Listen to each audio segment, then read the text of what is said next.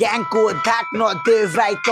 ग्याङमा चिक्ने भन्छस् भने एक कलमा तेरो घरभित्र छिर्छ भूत मुजी खुङकार गुन्डा राक्षस पारामा मेरो केडाहरू सबै खुङकार छ तँलाई के थाहा छ भाइ मेरो बारेमा आरबी खतरनाक पारा हेराको छैन अहिले त्यसैले शान्तमा बसेर त मुजी मेरो बारेमा जे पाइथे बोलिरहेछस् तर आरबीले थाहा पाए भने तँलाई घरभित्रै काट्छ लास्ट तेरो 4 भागमा बाँड्छ काटेर तँलाई राख्छ भाइ त्यसैले होसमा बस भाइ तँलाई मुजी थाहा छैन केही मुजी ग्याङस्टर रूप हेरेको मुजी छैनस् तैँले